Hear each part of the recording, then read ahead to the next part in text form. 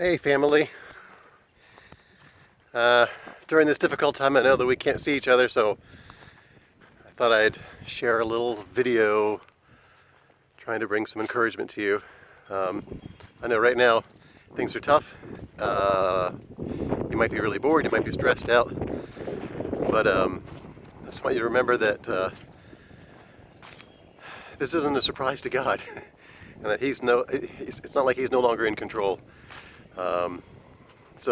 In fact, the Bible says, dear friends, do not be surprised at the painful trial you are suffering as though something strange were happening to you, but rejoice that you are participating in the sufferings of Christ, so that you may be overjoyed when His glory is revealed. And there's just a lot that's going on, and I know that sometimes we can't figure out what the world's going to look like, what whether we should be afraid, um, but God allows trials. He doesn't, want us to be afraid. He doesn't want us to suffer, but He will use these things for two reasons, or probably more than two. But one is to remind us of His sufferings for us. He suffered and died on a cross for us. He knew it was coming, and He did it anyway. Whenever we suffer, we are reminded of His suffering. Another good thing about suffering, if you will, is that it makes us stronger and makes us able to trust Him more, because God says that when we suffer and we've learned, and then we learn how to get through it, we can then turn around and help other people whenever they're suffering in those ways. And God won't let us suffer beyond our ability to endure it, the Bible also says. John 3:16-33, I've told you these things so that you may have peace. In this world you will have trouble, but take heart, I have overcome the world. I think that's very encouraging, because if you think about it, so God created all of this, right? He created rivers and trees and mountains and us and everything. He can certainly handle some trial. He doesn't make the trial, but He will use the trial for good in some way. I'm going to climb over a fence here. Hold on. All right. Yeah. So when we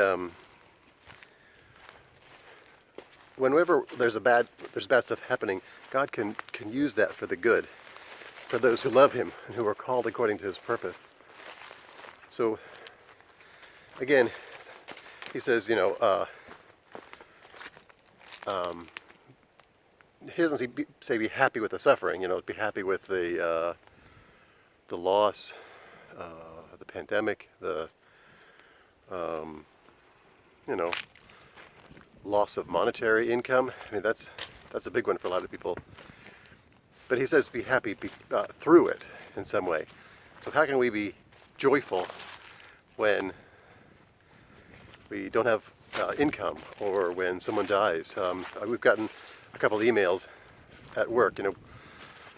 I work for a large government agency, and we don't all know each other, but a lot of us know each other, especially those of us who've been there for a long time.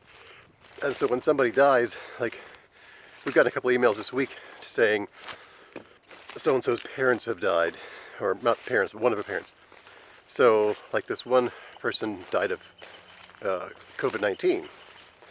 And that kind of brings it home. I mean, I knew the woman whose mother died. I didn't know the woman who died, but her mother died, and I've known her for years. And it's sort of, it can get kind of scary, especially if you're one of the high-risk people. And yet, God doesn't want us to be afraid. He wants us to trust Him and to know that all trials end at some point, and whether we live through this or we die, God is still for us. There will be joy in the end, for those who trust Him. Eventually we all get to go to heaven, when we finally die. So another verse here, James 5:13. Is any of you in trouble? He should pray. Is any happy? Let him sing songs of praise. So in all things, really, we should be praying. Praying is just talking to God. It's not always asking for things. Sometimes it's just thanking God, worshiping, not like just being grateful for what we have. In our family, we've lost quite a few people. My grandparents, my uncle, a lot of people, and yet I'm joyful. I still miss my grandparents and my uncle very much, and other people. But I'm actually quite happy and joyful, not because they died, but because I know that in the end, there's a place that I'm going to be going, and hopefully you'll be going to, where there's no more suffering, no more stress, no more, fear, just good stuff. And then I want to read one more. James 1:12. Blessed is the man who perseveres under trial, because when he has stood the test, he will receive the crown of life that God has promised to them who love him. And there's a lot to love about God. And